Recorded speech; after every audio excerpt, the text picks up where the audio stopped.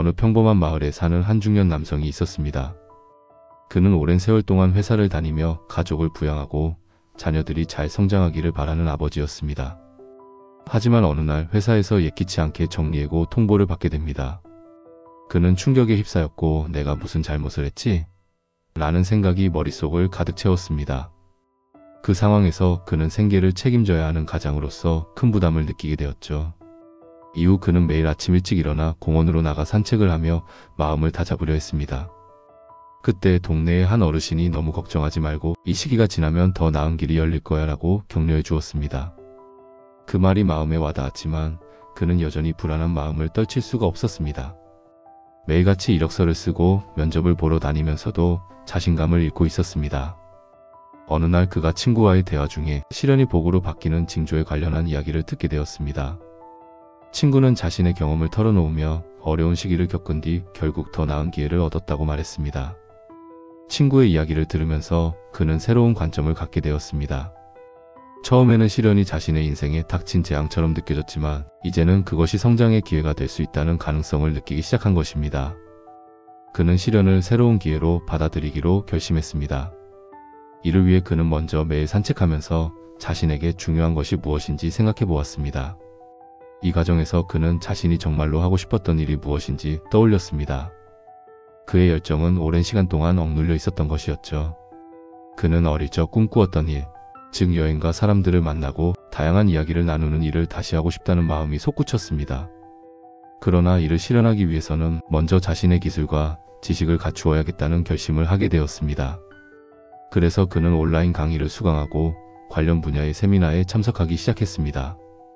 이 과정은 쉽지 않았습니다. 새로운 것을 배우는 것이 부담스럽고 어렵게 느껴졌지만 그는 매일 조금씩 발전하는 자신을 느끼며 긍정적인 에너지를 얻었습니다. 주변 사람들과의 대화에서도 새로운 아이디어와 통찰력을 얻으며 자신의 열정이 되살아나는 느낌을 받았습니다. 이런 작은 변화들이 모여 결국 그의 삶을 변화시켰습니다. 그는 더 이상 과거의 상실감에 얽매여 있지 않았습니다. 대신 시련이 그에게 주는 교훈을 통해 자신을 재발견하고 앞으로 나아갈 방향을 찾게 된 것이죠. 우리는 삶에서 수많은 시련을 겪습니다. 이러한 시련은 종종 불행이나 고통으로 느껴지지만 그 속에는 소중한 배움과 성장이 숨겨져 있습니다. 불교에서는 이러한 시련을 통해 고통이 성장의 원천이 될 수 있다는 가르침이 있습니다. 이는 고통은 삶의 일부이며 이를 통해 우리는 더 나은 존재로 나아갈 수 있다는 불교의 핵심 사상과 일치합니다. 시련은 종종 고통스럽고 힘든 경험으로 여겨지지만 부처님은 모든 것이 무상하다고 가르치셨습니다. 이는 시련 또한 영원히 지속되지 않으며 우리가 그것을 어떻게 받아들이고 어떻게 대처하느냐에 따라 복으로 바뀔 수 있음을 의미합니다. 그래서 시련이 닥쳤을 때 그것이 우리에게 어떤 신호를 주는지 그리고 더 나아가서 어떻게 시련을 복으로 바꿀지를 인식하는 것이 중요합니다. 1. 예기치 않은 기회. 시련이 닥쳤을 때 종종 새로운 기회가 생길 수 있습니다. 예를 들어 실직을 경험했을 때 새로운 직업을 찾거나 새로운 기술을 배우게 되는 경우가 많습니다. 불교에서는 이럴 때 우리의 시련이 실제로 새로운 길로 가는 중요한 전환점이 될 수 있다고 가르칩니다.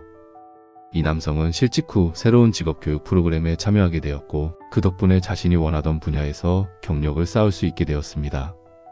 시련이 그의 삶을 변화시킬 기회를 제공한 것입니다. 2. 내면의 성장. 시련을 겪는 동안 우리는 자신에 대해 더 깊이 이해하게 됩니다. 고통을 통해 우리 자신의 한계와 강점을 알게 되면 이는 장기적으로 우리가 더 강한 사람으로 성장하게 만드는 징조가 됩니다. 불교에서는 이러한 내면의 성장을 강조하며 이는 고통 속에서 자신을 발견하는 것이라고 말합니다. 이 남성은 어려운 시간을 통해 자기 자신을 되돌아보며 자신의 가치관과 목표를 재정립하게 되었습니다. 3. 긍정적인 탐구. 어려운 시기를 겪을 때 긍정적인 태도를 유지하는 것은 매우 중요합니다. 이 시련이 나에게 무엇을 가르쳐 줄 수 있을까? 라는 질문을 던지는 것이 바로 그러한 긍정적인 변화를 가져올 수 있는 징조입니다. 시련을 객관적으로 바라보고 내가 할 수 있는 것이 무엇인지, 이것을 어떻게 기회로 하여 새로운 것을 얻을 수 있을지 질문을 던지기 시작했다면 이 또한 복으로 바뀔 징조라고 할 수 있습니다. 4. 타인과의 대화. 힘든 시기를 겪을 때 주변 사람들과의 연결이 큰 힘이 됩니다. 친구나 가족에게 도움을 요청하거나 같은 경험을 공유하는 사람들과 소통하는 것은 회복의 징조가 될 수 있습니다. 불교에서는 상호의존을 강조하며 서로가 서로에게 힘이 된다는 것을 상기시킵니다. 이 남성은 주변 사람들과의 대화를 통해서 시련을 극복할 수 있는 새로운 아이디어와 통찰력을 얻으며 자신의 열정이 되살아나는 느낌을 받았습니다. 덕분에 부가적으로 주변 사람들과의 관계를 더 소중히 하게 되었고, 이로 인해 서로를 지지하고 격려하는 따뜻한 공동체를 만들 수 있었습니다. 시련이 지나고 나면 시간이 흐른 후에 그 경험이 어떻게 나에게 긍정적인 영향을 미쳤는지를 깨닫게 됩니다. 초기에는 고통스럽게 느껴졌던 일들이 시간이 지나면서 나에게 중요한 교훈을 주었음을 알게 되는 것입니다. 결국 시련이 우리 삶에서 얼마나 중요한 역할을 하는지를 알게 된다면 무조건 부정적인 감정에만 휩싸여 있을 필요가 없습니다. 시련이 찾아왔을 때는 그 안에 숨겨진 징조를 찾아보세요. 이러한 징조들은 우리가 겪는 고통이 결코 끝이 아니라 새로운 시작이 될 수 있음을 알려줍니다. 오늘 내용이 여러분의 삶의 작은 위로가 되었기를 바랍니다. 우리 모두는 인생의 시련 속에서도 극복할 수 있는 힘이 있다는 것을 믿기를 바랍니다.